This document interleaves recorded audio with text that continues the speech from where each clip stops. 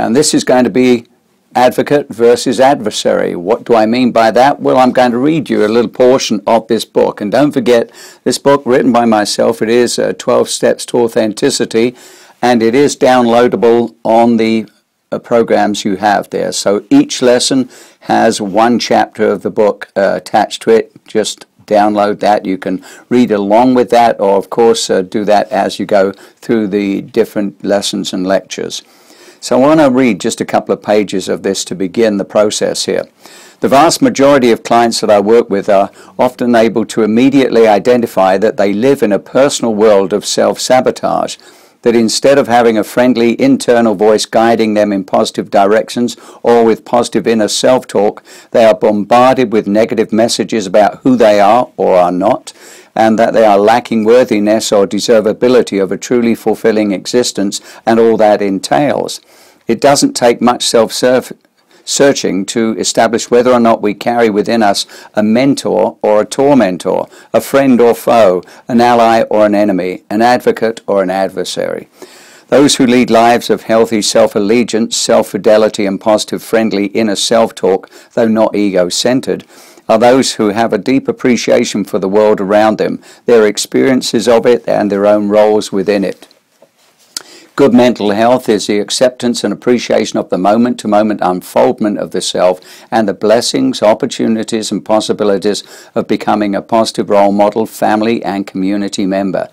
Many people at times feel caught in a state of perceived meaningless existence. This can lead to a state of despair and adaptation to life's circumstance via alcohol and drugs, or rather addictive, obsessive or compulsive behaviors.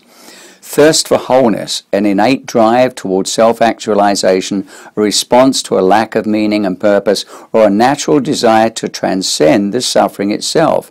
That was written by Jeff Thompson, who wrote A Long Night's Journey in Today.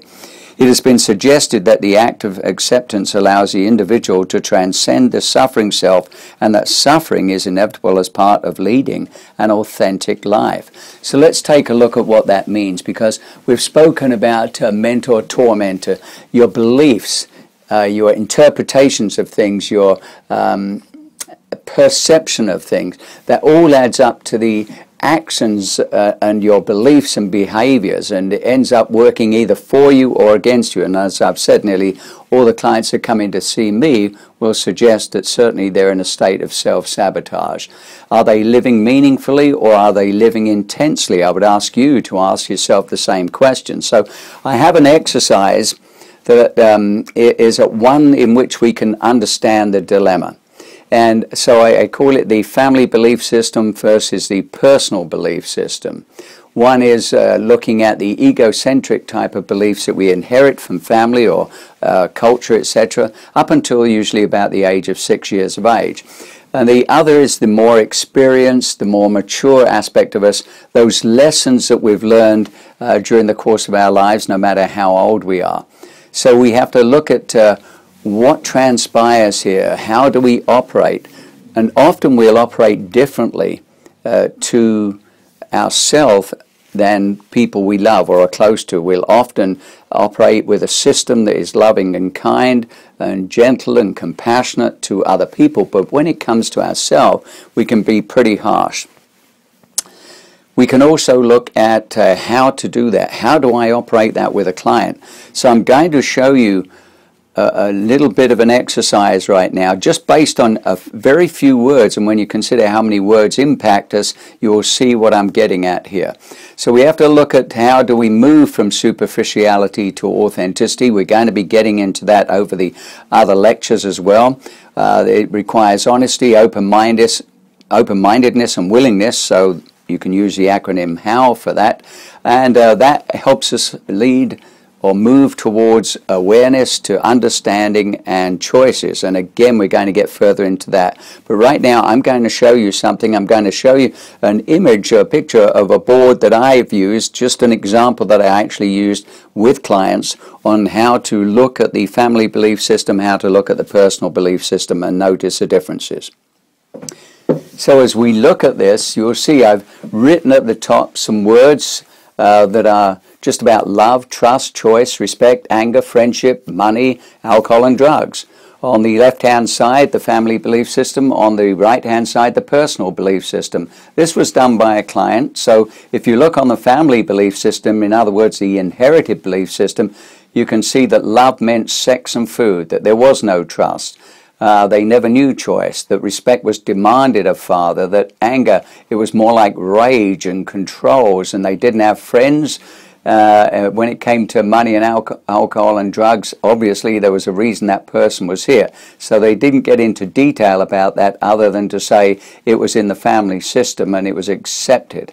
Now, when we look at the personal belief system on the right-hand side, you can see the difference when the person said, well, what I believe love is it needs time, support, and trust comes from acceptance, healthy touch, and choice, and being consistent, being honest, being assertive, providing options, information, and consequences. Respect comes from that, as well as listening and boundaries, that we have healthy expression, and friendship is the same as love, etc., etc. Healthy expression of anger, that was, by the way. And so you look at what happens, if you look underneath a family belief system, you see that it's conditional. The loving is conditional, or the demands, they're conditional upon you fitting in a certain way. So it's, if you look at black and whiteness, that's pretty black. If you look at the ego state that will come from that, it's a frozen ego, and it makes one reactive. On the other hand, the personal belief system, you can see that love is unconditional. So it's the opposite, that would be white. And a person ends up responding rather than reacting. So that's just one example of what that can mean. So we come back to what can we do about that. We talked about, therefore, it can lead to awareness, understanding, and choices. Therefore, it can also contaminate or illuminate. That's what we can do for other people, and that's what has happened to us. We're either contaminated to some degree, or got toxic thoughts or beliefs, or we're illuminated and we have healthy self-confidence. So the impacts of our governing beliefs are based on what you've seen on that chart. And so with that example, I would urge you to maybe write one down, or you can take a look in the book. You will see I've put a listing down there as well of what that would look like. So you have to ask yourself, what beliefs and operating system do you actually live by? Because most people live by the personal one when it comes to their loved ones, but when it comes to themselves, they usually resort back to the one that they grew up with. And that creates the paradox that we know one thing, but we do another. And after all, the goal in the end is to come to a place of healthy congruency and integrity. So I'm going to just read out one other thing here as well for you. I just want you to understand again some of the concepts here.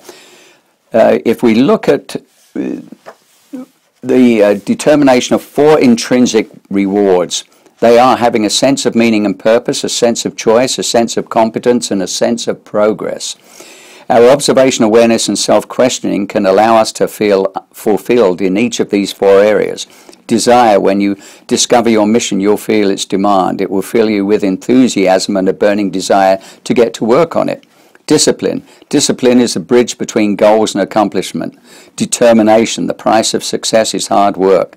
Dedication to the job at hand, and the determination that whether we win or lose, we have applied the best of ourselves to the task at hand. One factor that provides optimism and optimal joy and is to constantly be fascinated. Be in awe of the world around you, the people, places, potential, and the limitless palace of possibilities. Be present and in the quantum, and notice the differences in your experience of daily interactions and activities when you gaze through a lens of fascination. This is especially true when you are learning something new and feel any doubts about your ability, or compare yourselves to others with more experience or knowledge on any given subject.